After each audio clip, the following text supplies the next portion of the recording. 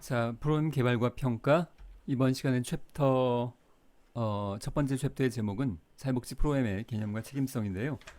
여러분이 아직 교재가 없긴 하겠지만 첫 번째, 두 번째, 세 번째 챕터까지 오늘 1주차에 진행을 할 예정인데 뭐 페이지가 얼마 안 됩니다. 첫 번째 챕터가 두 페이지 뭐 이렇게밖에 안 돼요. 내용이 그렇게 많지는 않은데요. 자, 좀 보도록 하겠습니다. 사회복지 프로그램의 개념. 우리가 사회복지 실천 과정에서 사회복지 프로그램이라는 단어는 뭐 굉장히 흔하게 쓰고 있고 여러분들도 아마 이미 익숙할 것 같은데요. 그렇다면 프로그램이 뭔가에 대한 사전적인 정의부터 살펴보면 사회복지 빼고 진행 계획이나 순서입니다. 그 사전에 보면 이는 일련의 일을 성공적으로 수행하기 위해서는 사전에 그 일의 진행을 계획하는 것을 의미하는데 뭐 굉장히 간단한 정의라고 볼 수 있겠고요. 사회복지 프로그램이어서가 아니라 이 프로그램이라는 단어는 뭐 일상생활에 굉장히 많이 사용됩니다. TV 프로그램. 이걸 왜 프로그램이라고 하냐 하면 뭐 다른 말도 있을 수 있겠는데 TV 프로그램이라고 말하는 이유는 정해진 시간이 딱딱 미리 계획되어져 있어요. 요즘은 뉴스를 9시에만 하진 않지만 뭐 9시에는 무슨 프로그램, 10시에는 무슨 프로그램 딱딱 미리 계획되어져 있어요. 진행 계획이나 순서가 아주 명확하다는 겁니다. 그 뭐 1분 정도도 아니고 뭐 한 10초, 20초 단위로 그 광고 시간이랑 딱 9시 땡 칠 때 뉴스 시작하는 거 이런 건 시간 딱딱 맞추는 거 보면 그 신기할 만큼 막 초 단위로 계산을 할 것 같은데요. 계획이나 순서가 미리 정해져 있다는 말의 의미입니다. 우리가 컴퓨터 프로그램에 대해서도 프로그램이라는 단어를 많이 쓰는데요. 이것도 다 미리 정해진 겁니다. 보통 유저들이 보기엔, 이용자들이 보기엔 뭐 컴퓨터가 지가 알아서 판단하는 것 같지만 그렇지가 않고 프로그래머가, 자, 우리 프로그래머가 미리 모든 경우의 지수를 코딩해서 컴퓨터에 저장을 해놓은 거예요. 우리는 그걸 실행할 뿐입니다. 예를 들어서 주민 뭐 여러분이 어떤 로그인을 뭐 회원 가입을 하는데 주민번호를 입력을 하라고 하는 칸이 나오면 여기에 근데 가나다 이렇게 치면 뭔가 에러 메시지가 이렇게 나오죠. 숫자만 입력하세요. 이게 컴퓨터가 알아서 내보내는 게 아니라 프로그래머가 미리 다 계획을 해놓은 거예요. 자, 여기 숫자 넣을 땐 어떤 반응, 여기 기억 니은 할 땐 어떤 반응, 이걸 미리 하나하나 다 모든 걸 계획을 해놓은 겁니다. 뭐 현재 인공지능의 수준도 마찬가지예요. 거의 프로그래머들이 만들어 놓은 것을 재현하는 것의 수준입니다. 자, 그래서 계획이나 순서, 요겐 숫자 입력해야만 되지 기억 니은 입력하면 에러 메시지 내보내라 미리 계획한 거예요. 프로그래머가. 사회복지도 이제 그런 측면으로 미리 계획하는 키워드는 이겁니다. 계획. 황성철 교수는 그 특정한 목적 달성을 위해서 자원과 기술이 투입되어서 일정한 절차에 따라서 이루어지는 조직의 계획적인 활동이라고 사회복지 프로그램을 정의하고 있고요.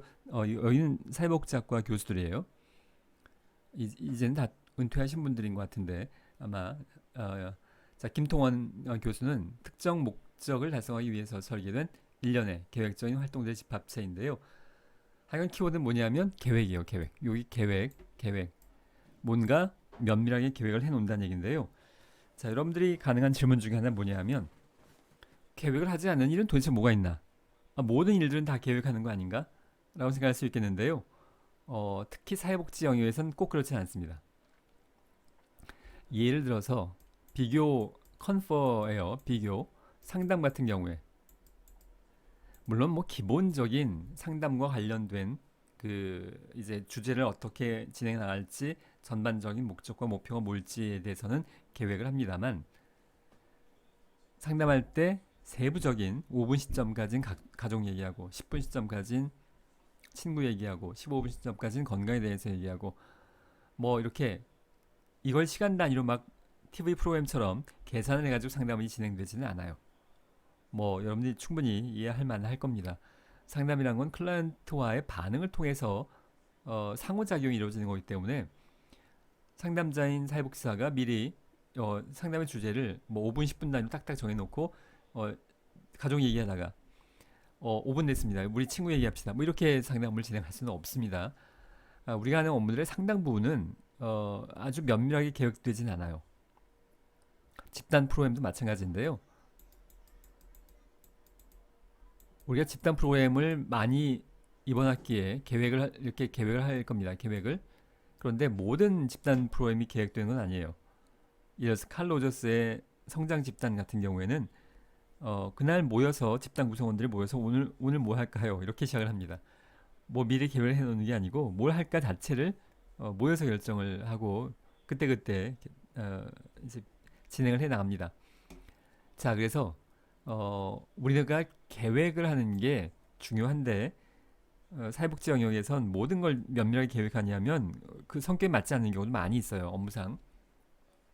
그런데 우리가 이번 학기 다룰 프로그램들은 계획에 아주 면밀한 계획을 하는 것에 초점을 두고 있는 그런 측면의 내용을 다룰 예정입니다.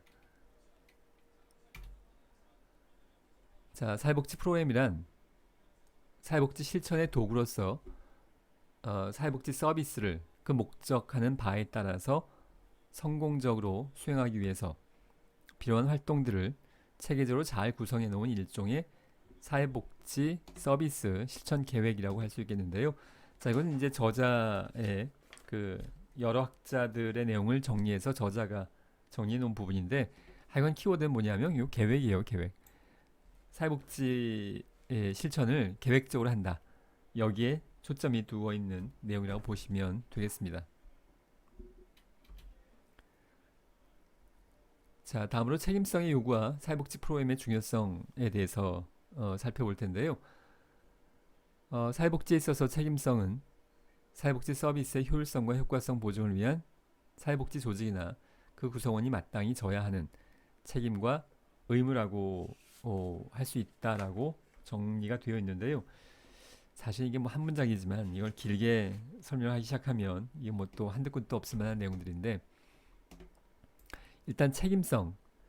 요즘은 책임성이라는 단어를 더 많이 씁니다만 책무성이라고 하기도 해요. 그리고 나는 책무성이라는 단어를 좀 더 선호하는 편인데 보통 책임성의 책임 그러면 책임에 대한 영어 단어가 responsibility이죠. 근데 다른 단어를 쓰고 있어요. responsibility가 아니라 accountability라는 단어를 쓰고 있는데 영어에서도 그냥 일반적 책임과 이 accountability는 다른 의미를 담고 있어요. 한자어로는 좀 의미가 다르긴 하지만 좀 이해를 돕기 위해서 그냥 편하게 얘기하자면 업무에 대한 책임인 겁니다. 그냥 책임이 아니라 우리가 연애할 때 내가 책임져 줄게. 그것도 책임인데 그런 책임 아니고요. 여기서는 업무에 대한 책임을 이야기하는 거예요. 사회복지기관, 사회복지사들이 스스로 혼자서 그 일을 하는 것이 아니라 사회복지기관에서 일을 하기 위해서는 공적 재원을 필요로 합니다. 사회복지관은 스스로 돈을 벌지 않아요. 그 정부 보조금 또는 후원금과 같은 공적 재원을 통해서 일을 하지 사회복지관이 스스로 돈 벌어서 사회복지 사업을 진행하지는 않습니다. 이런 외부의 재원을 통해서 기반으로 여러분이 미래에 사회복지사로서 월급도 받고 뭐 복지관 운영도 하고 클라이언트도 돕고 이런 일들을 진행하는데요. 그런 만큼 정부나 후원자들이 후원을 했을 때 재정 지원을 했을 때 이거에 대해서 위임한 겁니다. 사회복지기관에서 지금 재정 지원을 할 테니까 우리 사회에 뭐 빈곤의 문제든 또 어떤 부정의 문제든 자살의 문제든 이런 것들을 해결해 달라라고 위임한 거예요. 근데 위임을 했으면 책임을 져야 되는 거죠. 자, 여러분들이 이제 뭐 그 연령대 여러분 아직 만나지 않아서 내가 연령대가 어떤지 잘 모르겠는데요. 이래서 지금 집을 짓습니다. 집을 하나 짓는데 여기가 건물주예요. 뭐 본인이 건물을 직접 지을 리는 없습니다. 건축회사 뭐 시공사에 맡기겠죠. 그래서 돈을 뭐 이렇게 뭐 1억을 주고 1억 가지고 안 되나요? 뭐 한 1억을 주고 집을 지어달라고 시공회사 맡겼습니다. 그러면 책임지게 일을 해줘야죠. 건물주 입장에서 이게 잘 돌아가는가 궁금할 겁니다. 내 집이 지금 잘 지어질까? 시공회사가 나는 모르겠고 이 건물주는 신경 쓰지 마세요. 내가 알아서 집 지을게요. 이게 뭐 말이 안 되는 얘기입니다. 똑같은 논리예요. 정부나 후원자들이 사회복지기관에 재정 지원하면서 사회복지 사업을 해달라. 우리 사회적 문제를 해결해달라고 위임했는데 사회복지기관에서 우리가 알아서 할게요. 신경 쓰지 마세요. 그게 무책임한 자세인 거죠. 책임 있는 자세로 업무를 해야 된다는 겁니다. 그것의 의미가 굉장히 여러 가지가 있는데 대표적으로 논의가 되는 것이 효율성과 효과성이에요. 지금 돈을 받았으면 그 돈을 이렇게 썼다고 보고해야 될 거잖아요. 효율성과 효과성 있게 재정을 지출했다고 보고해야 된다는 것의 의미입니다. 일단 제일 중요한 건 사실 효과성이죠. 우리가 사전사후 여러분들이 이제 이번 학기에 프로그램 개발을 과제로 하면서 사전사후 평가 이런 개념 많이 적용을 할 텐데 사회복지 프로그램을 통해서 원래는 이랬는데 클라이언트가 이렇게 좋아졌다는 걸 증명하는 과정이 효과성의 의미예요. 여러분들이 지하철이나 광고를 보면 특히 지하철에 많은 것 같던데요. 비포 애프터 성형외과 사진에 보면 원래는 외모가 이랬는데 우리 성형외과에서 수술하면 이렇게 예뻐집니다 라는 광고 비교해 놓은 거 많이 있죠. 똑같은 논리예요. 성형외과에 갔는데 원래 이랬는데 수술했는데 이렇게 안 좋아졌어요. 애프터도 비슷해요. 그러면 그 환자들이 뭐라고 할 거냐 하면 환자라고 하는 표현이 적절한지 모르겠습니다만 항의하겠죠. 내가 이렇게 돈 내고 수술했는데 이게 뭡니까? 안 예뻐졌네요. 똑같아요. 지금 우리는 클라이언트에게 돈을 받진 않지만 여기로부터 돈을 받아요. 그런데 사전에 원래 클라이언트가 이랬는데 그것이 자존중감이든 뭐 어떤 것이든 사후의 클라이언트의 상황이 뭐 그냥 그래요. 뭐 나아진 게 하나도 없어요. 그러면 책임성이 없다는 얘기죠. 성형외과 의사도 뭔가 외모가 좀 좋아져야 책임 있는 수술을 한 겁니다. 우리도 마찬가지로 클라이언트에 대한 개입을 책임 있게 한다는 말의 의미의 여러 가지 포괄적 의미 중에 하나가 효과성이에요. 나아져야죠, 클라이언트가. 사전에 비해서 사후가.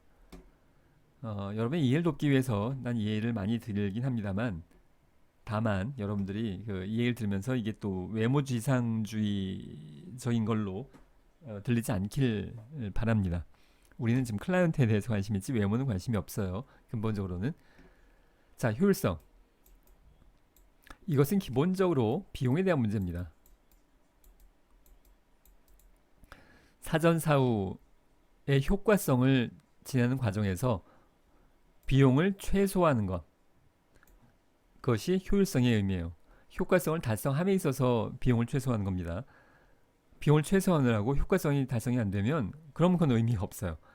수술했는데 뭐 100만 원짜리 수술도 있고 1000만 원짜리 수술도 있겠죠. 물론 내가 성형수술 안 해봐서 모르겠지만 근데 100만 원짜리 수술로 이것과 비슷한 효과를 얻었다면 그게 효율적이라는 얘기입니다.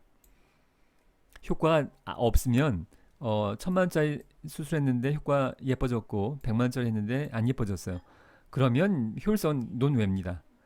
효과성이 있다는 전제 하에서 동일한 비슷한 수준의 효과성이 있는데 100만 원짜리도 있고 1000만 원짜리도 있다면 우리는 이쪽을 선택하는 것이 효율성의 의미예요. 비용과 관련된 내용입니다.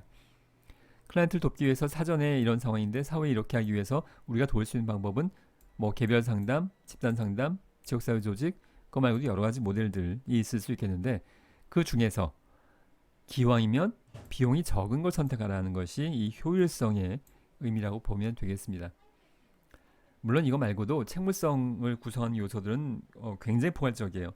클라이언트 만족도 있겠고 투명성도 있겠고 여러 가지 있을 수 있겠는데 그 핵심은 효율성과 효과성, 그 중에서 효과성이 일단 제일 근본적입니다. 정말로 좋아졌나? 그걸 책임지라는 얘기입니다. 사회복지 업무에 대해서. 자, 다시 한번 보면 사회복지에 있어서의 책임성은 사회복지 서비스의 효율성과 효과성 보증을 위한 사회복지 조직이나 그 구성원이 마땅히 져야 하는 책임과 의무라고 할 수 있겠는데, 우리는 실천 전반에 걸쳐서 이 책임성을 달성해야 돼요. 그런데 책임성을 잘 달성하려면 사회복지 프로그램이라는 걸 통해서 면밀하게 계획해서 진행하는 게, 그래야 효과성 달성이 용이하고, 그래야 책무성 달성이 가능하다. 그런 논리에 대한 내용이라고 볼 수 있겠습니다. 자, 일단 사실 뭐 하고 싶은 얘기는 더 많지만 너무 길어질 것 같아서, 자, 사회복지 조직과 그 종사자들은 우선 사회복지 프로그램을 지원하는 재정 지원자, 방금 얘기한 그거예요. 펀더. 우리는 스스로 돈을 벌어서 사회복지 기관과 사회복지 서비스를 운영하지 않아요. 정부 보조금, 후원금, 재정 지원자들에게, 그리고 정부 보조금이라는 것에 정부도 돈을 만들지 않죠. 결국은 정부가 하는 일의 모든 재원은 세금입니다. 그러니까 사회복지 기관, 자, 여기 사회복지 기관이 있고요. 화살표 이쪽으로 그릴까요? 좀 지우고, 자, 사회복지 기관이 이렇게 있고, 사회복지 기관은 돈을 안 벌어요. 정부나 중앙정부나 지자체, 그리고 후원자, 주로. 그 밖에도 뭐 기타는 있을 수 있겠습니다만, 그리고 정부도 돈을 벌지 않아요. 얘도 일반 시민들이 세금을 내서 정부가 그 돈을 쓰는 거죠. 기본적으로 사회복지 기관은 국민들이 낸 세금을 가지고 하는 겁니다. 국민들이 낸 후원금과 함께. 그게 재정 지원자의 의미예요. 재정 지원자들에게 프로그램의 효과성과 효율성을 입증해 보여야 될 책임이 있고요. 뭐 앞에 그 말하고 이것만 바뀐 것 같습니다. 또한 이 책임은 프로그램과 연관이 있는 이해 당사자, 즉 후원자, 이사회, 정부, 전문가, 지역사회 주민, 그리고 클라이언트와 그 가족, 이걸로 끝나지 않아요. 이거 말고 수십 개 더 있을 수 있습니다. 나열하자면 한두 끝도 없어요. 그 가족들에게도 당연히 져야 하는데, 일단 돈 낸 사람에게 책임을 져야 되는 거고요. 국민들, 정부, 후원자. 이들이 돈을 줬으니까 사회복지기관에 월급도, 그 재원을 월급도 하고 서비스도 제공을 하는 거니까 거기에서 책임 있게 한 날을 보여줘야 된다는 거예요. 보고도 하고. 그런데 여기뿐만이 아니라 이해 당사자들에게도 그래야 된다는 얘기인데, 그 이해 당사자가 여러 있어서, 이거 여러분 굉장히 중요한 내용입니다. 자, 사회복지사들이 일하는 과정에 있어서 관련된 사람, 이해 당사자 또는 이해 관계 당사자라고도 하는데, 이해 관계자가 얼마나 있을지 한번 나열을 해보기 바랍니다. 이거 사실 톤을 좀 먼저 하고 하면 더 좋은데, 지금 이거 뭐 실제 강의실처럼 조별 토론을 할 수도 없고, 그 뭐 일단 진행을 하긴 합니다만, 잠깐이라도 한번 좀 생각해 보기 바래요. 여기 써 있는 거 말고 관련자, 사회복지 프로그램을 진행을 A를 할까 B를 할까 말까, 뭐 A를 더 확대하고 B를 축소할까, 이런 관련된 여러 가지 의사결정을 함에 있어서 관련자가 누구는, 이건 나한테 이익이다, 나한테 손해다라고 관련된 사람들이 누가 있을 거냐는 건데요. 일단 사회복지사가 일하는 과정에서 이해관계자의 제일 첫 번째는 물론 클라이언트입니다. 우리의 존재 이유, 클라이언트 돕기 위해서이죠. 근데 클라이언트 혼자 있는 게 아니라 여기 나와 있는 것처럼 클라이언트 가족이 있어요. 클라이언트 가족이 있고, 사회복지사들이 사회복지기관을 이제 이렇게 네모나게 내가 그리기도 하지만 가끔은 또 삼각형으로 그리기도 합니다. 그 위계적인 피라미드 조직, 그 이제 직급이 있는 피라미드 조직을 강조하기 위해서 피라미드 모양으로 그릴 때도 있는데요. 자, 이 과정에서 여기에 사회복지사예요. 여기를 중심으로 놓고 보겠습니다. 여러분들의 미래, 사회복지사가 일을 하는데, 일단 클라이언트를 돕기 위해서 한 거니까 이들이 이해 당사자인 게 뭐 너무 틀림없는데요. 일단 조직 내부로만 보자면 혼자 일하지 않아요. 옆에 동료, 어떤 프로그램을 진행할 때 혼자 하는 것보다도 같이 할 때가 많아요. 이들도 뭔가 협력도 해야 되고 마음도 안 맞을 수 있고 뭐 여러 가지, 이래서 프로그램을 진행하는데 주말에 해야 하는데 주말에 해야 지역 주민들이 많이 참가할 수 있어서 주말에 하려고 하는데 동료는 싫어해요. 주말에는 우리도 쉬어야 되는데 근로자니까 뭐 일리가 있죠. 자, 이런 과정에서 이 친구도 지금 동료도 이해관계 당사자라는 겁니다. 일을 해 나감에 있어서 여기 과장님, 여기 부장님, 관장님 다 마찬가지예요. 지금 혼자 일하지 않아요. 여기서 보고도 해야 되고 지시도 받아야 되고 또 과장이 혼자 일하냐면 보고도 해야 되고 지시도 받아야 되고 마찬가지예요. 자, 근데 기관 내부에서만 이런 과정들이 이해 당사자들, 이 사람들이 다 이해 당사자들이에요. 요 직급에 있는 상급자들, 동료들 이렇게만 있냐 하면 이게 뭐 이게 한두 끝도 없어요, 사실. 자, 조직을 운영함에 있어서 제일 상급 최고 책임 기관은 이사회예요. 이사회에서 이 조직의 큰 틀을 결정을 해요. 그리고 이사회만 있냐 하면 운영위원회도 있고요. 위까지만 쓰겠습니다. 운영위원회도 있고 자문위원회도 있고요. 여기 후원자, 여기 자원봉사자 없는데 한 글자씩만 쓸게요. 후원자, 자원봉사자. 자, 지금 이 사회복사가 클라이언트를 돕는 과정에 있어서 혼자 다 알아서 결정하냐 하면 그렇지도 않을 뿐더러 여기에 다 영향을 받고요. 자문위원회 영향도 받고 후원자 영향도 받아요. 이 사회복지사가 어, 그 동성애 관련된 옹호 프로그램을 지역사회 차원으로 진행하겠다. 할 수 있죠. 사회적 약자의 입장에서. 그런데 이 후원자는 동성애를 아주 혐오할 수 있습니다. 뭐 일반 시민들이 많은 경우가 그렇죠. 굉장히 화낼 수 있어요. 내가 지금 후원을 했는데 A복지관에서 동성애자를 위한 프로그램을 진행하다니 아니 이게 도무지 말이 되느냐 내가 낸 돈 가지고 왜 그런 일을 하느냐 이해관계자라는 겁니다. 자원봉사자도 물론 마찬가지예요. 마찬가지 맥락으로 아동복지에 관심을 갖고 복지관에 왔어요. 근데 아동 숫자가 준다고 아동복지보다 노인복지를 많이 한다고 정책이 바뀌었답니다. A복지관에 예를 들어서 그러면 항의할 수 있어요. 아니 아무리 노인 숫자가 많다고 해서 아동을 그렇게 아동 서비스를 축소하면 어떡합니까? 라고 항의할 수 있죠. 그런 의미에서 이해관계자라는 얘기입니다. 이걸로 끝이냐 하면 조금 더 넓게 보면 이건 여기까지는 다 조직 내부인 셈이에요.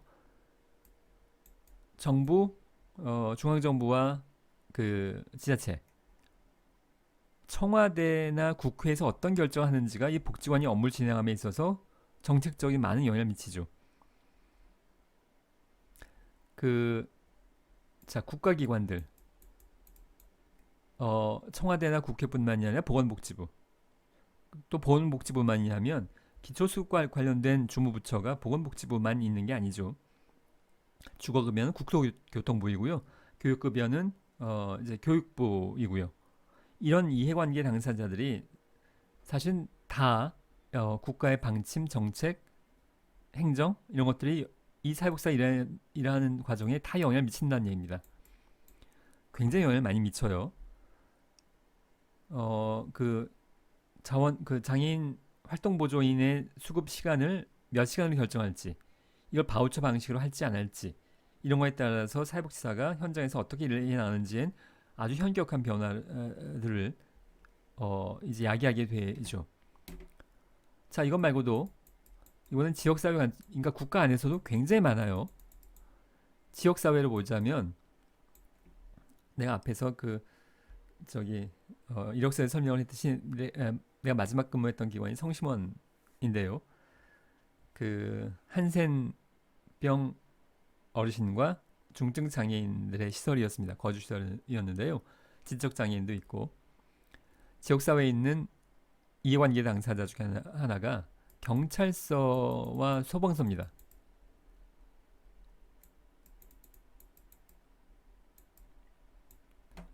소방서에서도 수시로 와요. 사회복지기관 시설에.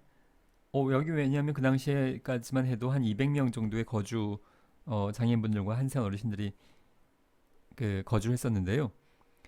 불이 나서 누가 죽으면 큰일 나죠. 지역 사회에서 소방을 책임지고 있는, 특히 일반 집에서 불이 나서 누가 죽는 것보다 사회복지시설에서 불이 나서 뭐 수십 명이 죽었다면 어유 굉장히 큰 일이잖아요. 수시로 와서 점검합니다. 그리고 여기서 요구하는 건 뭐냐면 다 문을 열라고 해요.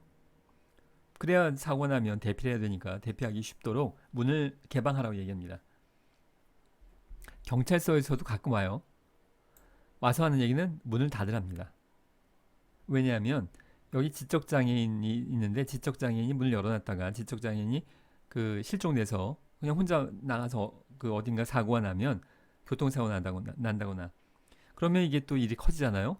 그냥 교통사고도 아니고 사회복지시설에서 거주하던 지적장애인이 인근 도로에서 교통사고로 사망을 했다. 이게 또 일이 커집니다. 경찰서 입장에서는 관심을 안 가질 수가 없는 관계 당사자이고요. 이해 당사자이고 와서는 문을 닫으래요. 그런 일이 발생하지 않도록. 여기서 와서는 문을 열라고 하고요. 여기 와서는 문을 닫으라고 해요. 이게 도무지 그 어느 쪽 말을 하나 따르기가 어렵습니다. 자, 지금 제가 시간 할애를 길게 하면 이건 중요한 거예요. 자, 여러분들이 이건 별거 아닌 것 같은데 왜 이렇게 길게 설명하지라고 생각하지 말고 내가 이렇게 시간 할애를 많이 한다는 얘기는 내가 중요하게 여긴다는 말의 의미로 이해하기 바랍니다. 자, 계속해서 여러분 기억에 남기 위해서예요. 태화복지관에 근무할 때 그 복지관이 이전을 했습니다. 서울의 종로에 있다가 서울 강남구 수서로 이전을 했는데요. 이전하면서 우리 복지관이 무슨 프로그램을 할까? 사회교육 프로그램도 많이 하니까 그 이제 태권도 아동들을 위한 태권도 프로그램도 진행을 하기로 예정을 했었는데 지역사회에 있는 태권도장 운영자 뭐 사범님이라고 해야 되나요? 와서 항의를 했어요. 아니 이분 입장에서는 생업인 겁니다. 근데 복지관에서 똑같은 걸 하면 고객을 뺏기는 셈이에요. 그래서 이거 항의를 했습니다. 이해관계 당사자예요. 복지관에서 뭘 할까가 알아서 하는 게 아니라 뭔가 이해관계에 그래서 안 하기로 했습니다. 뭐 지역 주민하고 경쟁을 할 필요까지는 없어서 안 하기로 한 거죠. 마지막으로 한 가지만 더 얘기하자면 태화복지관에서 가족 마라톤 대회를 한 적이 있습니다. 가족 마라톤 대회를 한 적이 있는데요. 지역 주민들 가족 단위로 마라톤에 참여해서 아이들과 함께 손잡고 수백 명이 참가했었는데요. 어, 생각지도 못했던 전화가 걸려왔는데 경찰서의 형사과에서 연락이 왔습니다. 지역 주민들이 이렇게 모이면 요즘도 그런지 모르겠는데 지역 주민들이 이렇게 모이면 형사과의 형사가 무조건 와요. 이제 동태 파악 뭐 이런 거겠죠. 상황 파악을 하기 위해서 그래서 담당자가 이게 세부 내용이 뭐며 뭐 이런 거 알려달라고 일정이랑 그래서 현장에 진행할 때도 그 현장에 와서 이제 한 발짝쯤 약간 멀찍이 떨어져서 쭉 지켜보고 그 다음에 갔어요. 이해관계자입니다. 가족 마라톤 대회를 어떻게 진행할지에 대해서 뭔가 관심이 있는 나름대로 자기의 직무에 관련된 이해관계자인 셈이죠. 자, 그래서 지금 사회복지기관을 운영함에 있어서 사회복지 프로그램을 진행함에 있어서 이해 당사자는 엄청나게 많아요. 자, 이게 중요하니까 강조하는 겁니다. 지금 여러분들이 사회복지사가 됐습니다. 미래에. 그랬을 때 이걸 다 고려해야 된다는 얘기예요. 물론 초보자한테는 정말 쉽지 않지만 지금 이들의 이해관계를 고려하면서 실천을 해야 되겠고요. 사회복지 프로그램의 중요성의 하나로서 이들에게도 책임있게 업무를 진행을 해야 되는 거 계획을 가족 마라톤 대회 할 때 세부적인 계획이 필요합니다. 그게 사회복지 프로그램이에요. 계획을 잘 해야 이들에게도 책임있는 이제 책임성을 담보할 수 있다는 얘기입니다. 그냥 저 특별한 계획은 없고 그냥 진행되는 대로 알아서 그때 할게요.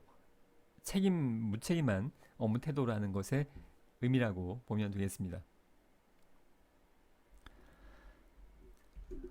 자, 2절로 넘어가겠습니다. 내용이 교재에 딱 2페이지예요.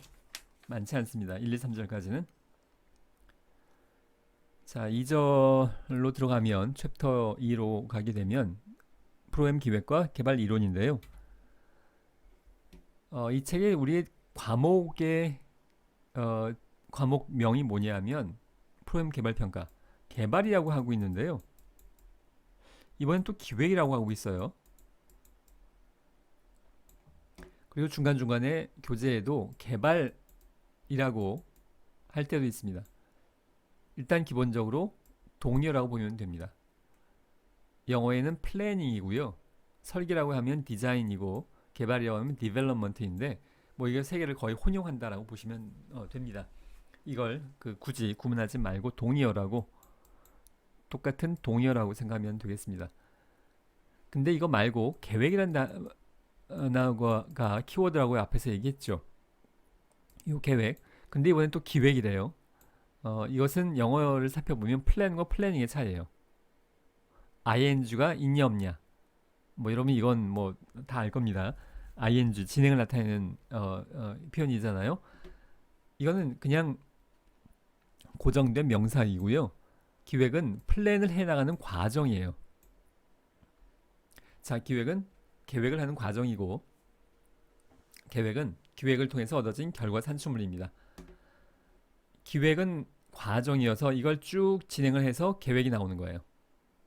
그래서 우리가 보통 포괄적으로는 계획이라고 합니다만 앞으로는 기획이라고 할 때가 더 많아요. 왜냐하면 우리 이걸 ing로 해야 되기 때문에 그래요.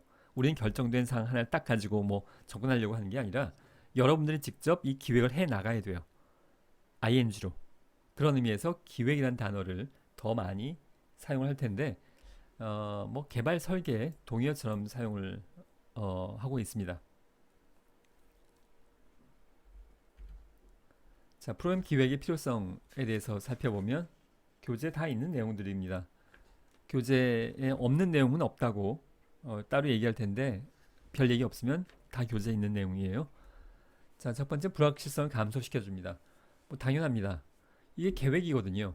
계획을 해나가는 과정이어서 이게 끝나면 계획이에요. 계획이 나오는 건 도출되는 건데요. 계획을 했으니 불확실성이 감소가 되겠죠. 우리가 앞으로 6개월 동안 뭘 할 거고 인력은 어떻게 진행되고 재정은 이런 걸 하는 거예요. 불확실성이 감소됩니다. 두 번째로 합리성 증진, 즉 프로그램 진행의 기준 마련을 통해서 프로그램의 정책 수행과 운영의 안전을 기할 수 있고요.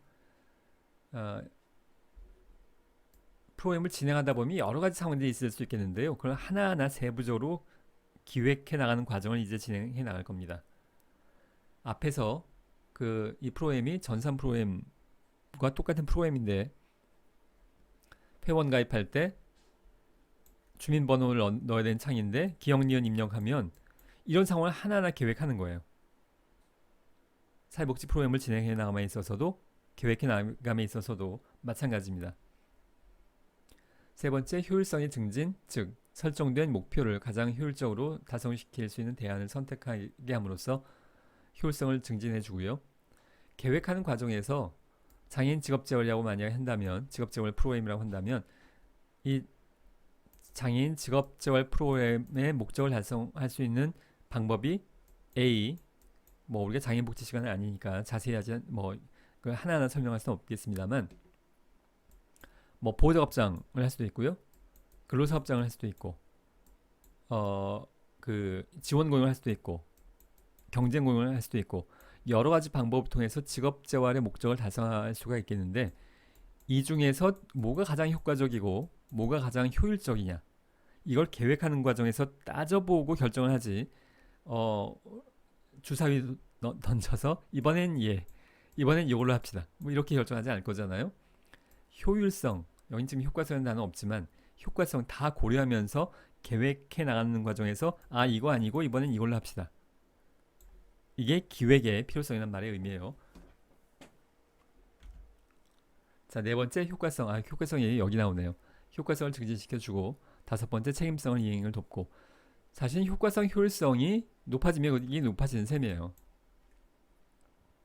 여섯 번째 프로그램 관련자들의 관심과 욕구를 충족시켜주고 자, 관련자란 표현 앞에서 이해 당사자, 이해관계 당사자 클라이언트 가족부터 시작해서 그 여러 가지를 다 이야기하는 거예요. 뭐 나열을 하면 100개도 나열할 수 있습니다. 그 관련자들의 관심과 욕구를 충족시켜주고 그걸 미리 계획하면서 고려하라는 얘기입니다. 예를 들어서 앞에서 얘기했듯이 우리 복지관에서 지금 아동을 위한 태권도 프로그램을 진행하려고 합니다. 고려하라는 얘기예요. 지역사회에 태권도 하는 분에게 이거 손해가 나는 건 아닐까? 와서 항의한 다음에 생각하지 말고 이게 미리미리 계획하라는 얘기입니다. 계획하는 과정을 통해서 자 그래서 프로그램 관련자, 태권도장, 뭐 운영자 포함입니다. 관심과 욕구를 와서 항의하지 않더라도 미리미리 계획하는 걸로 관심과 욕구를 충족시켜 주는 거고요. 물론 클라이언트가 제일 첫 번째입니다. 다양하다는 걸 강조하기 위해서 이야기하고 있는 거고요. 일곱 번째로 사회복지 조직 성원의 사기 진작. 이건 사회복지사를 포함한 사회복지기관의 종사자를 다 이야기하는 겁니다. 사회복지사를 포함해서 여러 직종들이 근무하죠. 사회복지기관에 자신들의 미래에 대해서 좀 더 명확한 경로를 알 수 있습니다. 여러분 직장 생활을 한 경우도 있겠는데요. 직장 생활에서 제일 그 스트레스 받는 상황이 뭐 부장님이 예를 들어서 여기 사회복지사라고 하면 이거 태권도 이제 아니고요. 태자 나 순간적으로 이 태자가 뭔가 했는데 태권도의 태자였네요. 이건 이제 지워지는 거고요. 부장님이 오늘은 이렇게 지시했는데 본인이 그래놓고 내일 가면 또 다르게 지시해요. 모레 가면 원래대로 또 다시 하래요. 이거 뭐 아주 그 스트레스 받는 상황이죠. 직장에서 조직 생활에서 얼마든지 있을 수 있는 일인데 자 이러면 사기가 뚝 떨어져요. 이거 도대체 뭘 하라는 얘기야. 그런 상황이 되는 거잖아요. 계획을 하라는 얘기입니다. 계획을 하면 계획서가 몇 명이 나와 있어요. 그럼 부장님도 이렇게 오락가락 안 할 거라는 얘기입니다. 계획서 가져와봐. 원래 어떻게 계획됐지? 일관적인 지시와 감독을 할 가능성이 높아진다는 것의 의미 이렇게 이해하면 됩니다.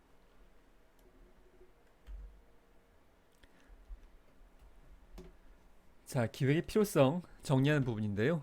사회복지사에게는 그 지역에 개입해서 지역이 가지고 있는 문제를 확인하고 그 문제에 대해서 대안으로서 사회복지 프로그램을 기획하는 것이 계획하는 과정 ING 사회복지사들이 가지고 있는 가장 중요한 직업적인 임무일 수 있다고 합니다.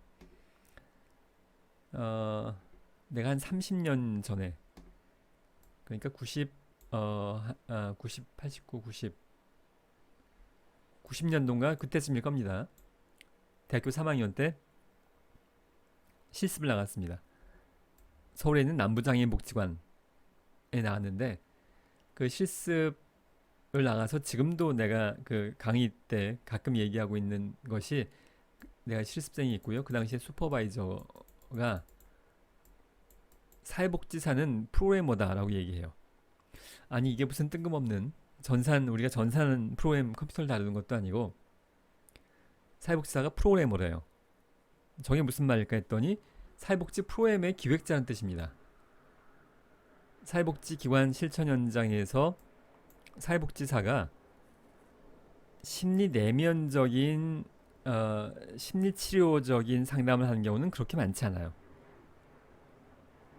여러분들이 여러 가지 모델도 배웁니다만 실제로 그러한 상담실에 앉아서 치료적인 클라이언트 내면을 다루는 경우보다 이 프로그램을 통해서 클라이언트에게 집단적으로나 개별적으로나 또는 지역사회적으로 접근하는 경우가 훨씬 더 많아요.